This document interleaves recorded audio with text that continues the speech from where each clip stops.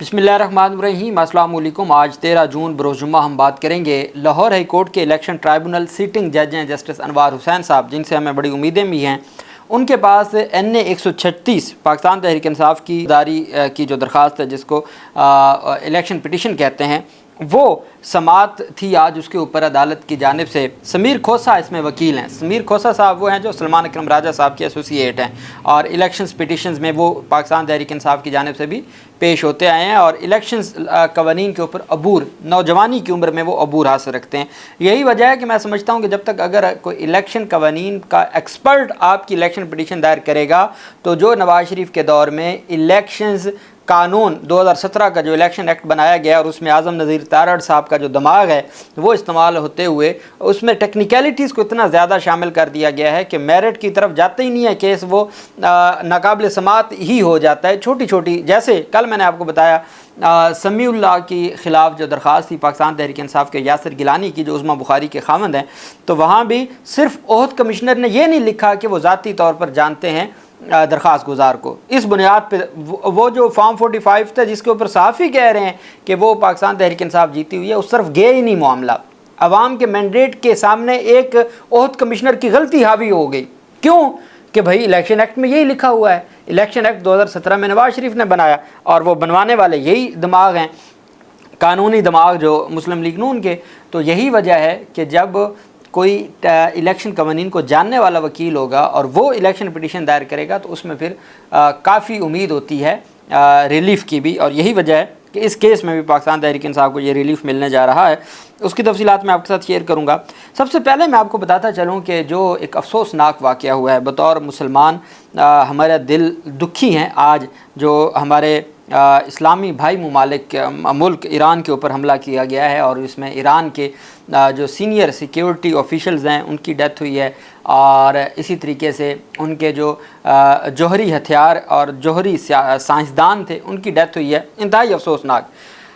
दहशतगर्द एक ही मुल्क है इस वक्त जो पूरी दुनिया में दहशतगर्दी फैला रहा है, जिसके पीछे अमेरिका है और वो पहले मासूम फ़लस्तीनियों के ऊपर का कत्लेआम कर रहा है और जुल्म कर रहा है, दहशतगर्दी कर रहा है, और अब वो हज़ारों किलोमीटर दूर ईरान तक पहुंच गया है और अपने 200 लड़ाका तैयारों के ज़रिए उन्होंने हमला किया और उस हमले में जो इलीट है, सिक्योरिटी इलीट है, वो ईरान की जो है उसको कत्ल कर दिया गया है। अब दो बातें बड़ी वाज़ेह हैं कि ईरान, इसमें कोई शक नहीं है कि एक बहादुर कौम है, लेकिन इंटेलिजेंस का इतना बड़ा फेलियर है कि हर दफ़ा इज़राइल ने उस ठिकाने को निशाना बनाया जहां उनके हाई ऑफिशियल जो सिक्योरिटी ऑफिशियल्स थे वो मौजूद होते हैं। एक तो ये बड़ी बदकिस्मती है कि अगर कोई गद्दार हैं, कोई कूफी का किरदार अदा कर रहे हैं, ये नहीं पता कि इतना बड़ा सिक्योरिटी। और फिर ये पिछले 3-4 दिनों में जब अमेरिका और ईरान के 2 दिन बाद मुज़ाकरात होने जा रहे थे जौहरी तनसीबात के हवाले से और ईरान को ख़तरा था, अमेरिका कह रहा था ये बात इज़राइल के हवाले से, तो फिर एक जगह पे इन तमाम ऑफिशियल्स का इकट्ठे होना और फिर जो दिफाई निज़ाम है, एयर डिफेंस सिस्टम है और जो फ़िज़ाइया का निज़ाम है ईरान का, उसके हवाले से भी बड़ी तशवीशनाक सूरत हाल है कि 200 हज़ारों किलोमीटर से 200 से ज़ायद लड़ाका तैयारे हिस्सा लेते हैं और अपनी मर्ज़ी की जो जौहरी तनसीबात हैं उसमें से जो एक अहम मरकज़ी तनसीब है उसको उन्होंने तबाह कर दिया है और सीनियर क़यादत को उन्होंने कत्ल कर दिया, उसमें साइंसदान भी हैं। तो ये एक इंतहाई अफसोसनाक मामला है, दहशतगर्दी है, खुली दहशतगर्दी है और ईरान की जानिब से भी जवाब दे दिया गया है। ईरान के सैकड़ों जो मिज़ाइल भी और उनके ड्रोन्स इस वक्त हवाओं में हैं और मीडिया ये कह रहा है कि अगले चंद लम्हों में वो इज़राइल तक, अब अगर इज़राइल उनमें से अक्सर को गिरा लेता है और कुछ भी गिर जाते हैं और कुछ भी अपने जो उनका हदफ है उस पर पहुंच जाते हैं तो वो बड़ी तबाही मचा सकते हैं। तो ये इस वक्त जो बैनुल-अक़वामी ख़बरें आ रही हैं, अमेरिका ने भी दो टोक कह दिया कि अगर इज़राइल पर हमला किया जाएगा तो मैं खड़ा हूँगा इज़राइल के साथ। और आप जानते हैं कि जब पाकिस्तान के ऊपर हमला किया इज़राइल के जो दहशतगर्द भाई हैं भारत ने, तो इज़राइल भारत के साथ खड़ा था और आज ईरान पाकिस्तान के साथ खड़ा था और पाकिस्तान ने भी तगड़ा دیر سے اسٹیٹمنٹ ضرور دی ہے لیکن تگڑی اسٹیٹمنٹ ہے پاکستان حکومت کی. اور سعودی عرب حکومت کی جو اسٹیٹمنٹ آئی ہے وہ بھی میں آپ کو بتاتا ہوں. ہمارا ایک وفد وزیر خارجہ جو ہمارے ڈپٹی وزیر اعظم بھی ہیں اسحاق ڈار اور ہمارے جو فیلڈ مارشل ہیں عاصم منیر وہ بھی امریکہ میں موجود ہیں. یہ بالکل ویسے ہی ہوا جب عمران خان رشیا پہنچے اور رشیا نے یوکرین کے اوپر حملہ کر دیا اور ہمارا جو وفد ہے وہ امریکہ پہنچا ہے اور امریکہ کے ہی جو پروکسی ہے اسرائیل اس نے ایران کے اوپر حملہ کر دیا ہے. اور ہمارا چونکہ ہمارا ایک دینی بھائی ہے تو ہمارے دل پہ حملہ کیا گیا ہے یہ جو اسرائیل کی جانب سے کیا گیا. اور پھر ہمیں یہ بھی سوچنا ہوگا کہ اسرائیل کہاں تک پہنچ گیا ہے اور ہم کہاں کھڑے ہیں. جب ہمارے پڑوس میں پہنچ گیا ہے تو ہماری کیا اسٹریٹجی ہوگی اور ہم کس طریقے سے ان چیزوں کو, چونکہ ایک دشمن تو ہمارے پہلے بیٹھا ہے, دوسری طرف دہشت گردی ہے دوسرے بارڈر پہ, تو پھر ہم کس طرف کھڑے ہیں اور کس طرف جائیں گے. تو یہ ایک بڑی اہم صورتحال ہے. اچھا, پاکستان کے جو فورن آفس ہے اس کی جانب سے اور پھر جو فورن منسٹری کی جانب سے بھی اسٹیٹمنٹ دی گئی ہے. پاکستان نے اسلامی جمہوریہ ایران کے خلاف اسرائیل کی بلا جواز اور غیر قانونی جارحیت کی شدید الفاظ میں مذمت کی ہے. دفتر خارجہ کے مطابق پاکستان اسلامی جمہوریہ ایران کے خلاف اسرائیل کی بلا جواز اور غیر قانونی جارحیت کی شدید مذمت کرتا ہے. اسرائیلی فوجی حملے اسلامی جمہوریہ ایران کے خود مختاری اور علاقائی سالمیت کی سنگین خلاف ورزی ہیں اور اقوام متحدہ کے منشور اور بین الاقوامی قانون کے بنیادی اصولوں کے سراسر منافی ہیں. اقوام متحدہ کے چارٹر کے آئین آرٹیکل 51 کے تحت ایران کو اپنے دفاع کا مکمل حق حاصل ہے.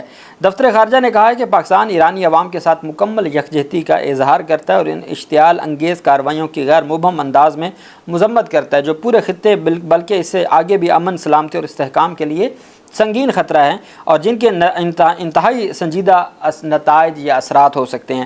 دفتر خارجہ نے کہا کہ بین الاقوامی برادری اور اقوام متحدہ کی ذمہ داری ہے کہ وہ بین الاقوامی قانون کی پاسداری کریں, اس جارحیت کو فوری طور پر روکا جائے اور جاہر ملک کو اس کے اقدامات کا جواب دہ ٹھہرایا جائے. یہ کہا گیا ہے پاکستان کی جو فورن آفس ہے اس کی جانب سے. اور سعودی عرب نے پہلے اسٹیٹمنٹ دی ہے, تگڑی اسٹیٹمنٹ دی ہے سعودی عرب کی جانب سے. اور ان کی جانب سے جو کہا گیا ہے, سعودی عرب کا کہنا ہے ایران اور اسرائیل کی جو ایران پر اسرائیلی جارحیت ہے صہیونی ریاست کی, سعودی عرب نے اسلامی جمہوریہ ایران کے خلاف اسرائیلی جارحیت کی سخت مذمت کرتے ہوئے اسے ایران کی خود مختاری اور سلامتی پر حملہ قرار دیا ہے. وزارت خارجہ کی جانب سے جاری بیان میں کہا گیا ہے کہ یہ کارروائیاں بین الاقوامی قوانین اور اصولوں کی کھلی منافرت ہے اور خلاف ورزی ہے. بیان میں کہا گیا کہ یہ گھناؤنے حملے ناقابل قبول ہیں اور اقوام متحدہ کی سلامتی کونسل اور عالمی برادری کی ذمہ داری ہے کہ وہ اس جارحیت کو فوری طور پر روکنے کے لیے مؤثر اقدامات کریں. وزارت خارجہ نے زور دیا کہ ایران سعودی عرب کا برادر اسلامی ملک ہے اور اس کے خلاف کی گئی یہ واضح جارحیت خطے کے امن کے لیے خطرہ ہے.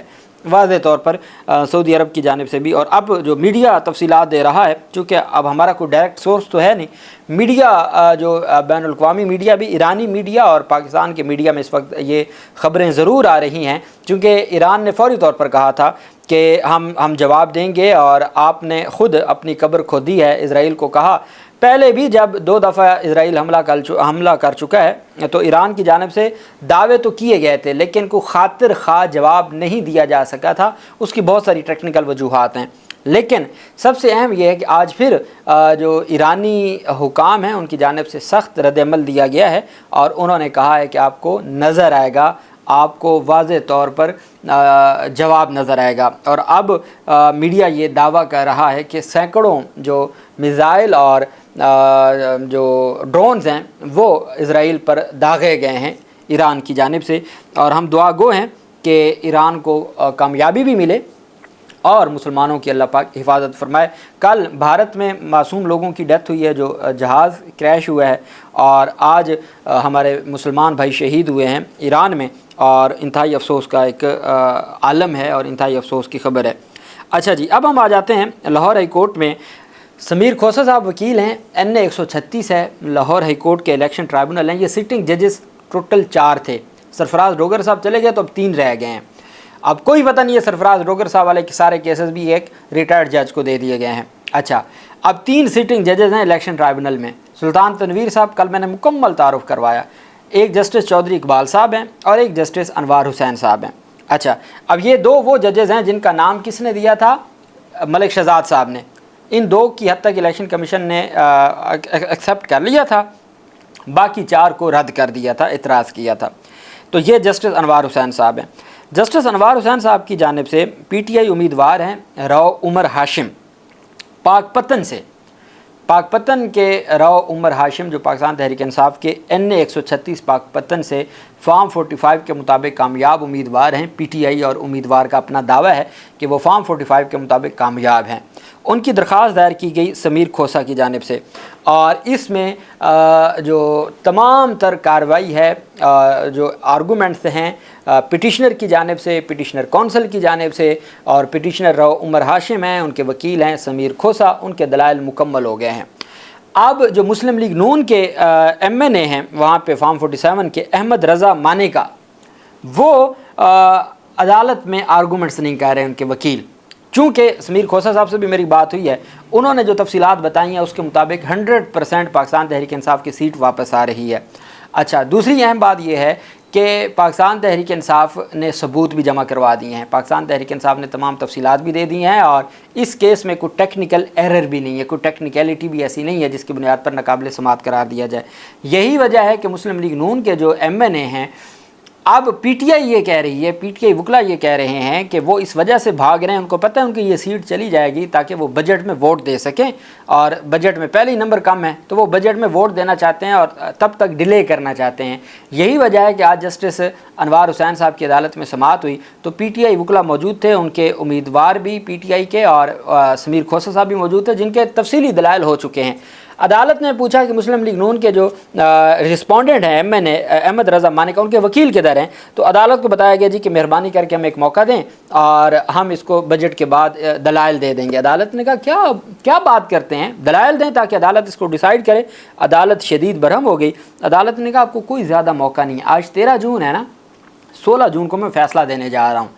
16 جون کو آپ چاہیں تو اپنے آرگومنٹس کر لیجئے گا، اگر آپ آرگومنٹس نہیں کریں گے میں پھر بھی فیصلہ سنا دوں گا۔ اگر اگلی تاریخ پر MNA کے وکیل پیش نہ ہوئے میں پھر بھی فیصلہ کر دوں گا۔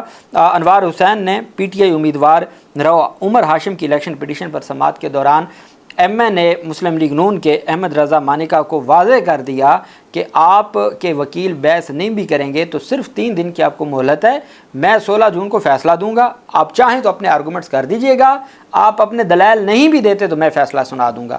تو عدالت نے صرف ان کو 72 گھنٹوں کی مہلت دی ہے کہ آپ اپنے دلائل دیں، نہیں تو عدالت 16 کو ڈیسائیڈ کرنے جا رہی ہے۔ ہمیشہ اس کیس سے بھاگا جاتا ہے جس میں آپ کے پاس میرٹ کے اوپر کوئی چیز ہوتی نہیں ہے، تو جہاں آپ کو ٹیکنیکل لگتا ہے کہ یہاں آپ نے ناک آؤٹ ہو جانا ہے تو پھر آپ وہاں ڈیلینگ ٹیکٹس استعمال کرتے ہیں، جو اب کامیاب ہوتے دکھائی نہیں دے رہے، اور جسٹس انوار حسین صاحب کی جانب سے واضح طور پر کہا گیا ہے کہ 16 جون کو وہ فیصلہ سنا دیں گے۔ پاکستان تحریک انصاف کے وکیل سمیر کھوسہ کی جانب سے یہ کہا گیا ہے، اور انہوں نے جو فیکٹس اینڈ فگرز دیے ہیں اس کے مطابق پاکستان تحریک انصاف کو NA 136 کی سیٹ واپس ملنے جا رہی ہے 16 جون کو۔ اللہ پاک پاکستان کا حامی و ناصر ہو۔ بہت شکریہ، اللہ حافظ، پاکستان زندہ باد۔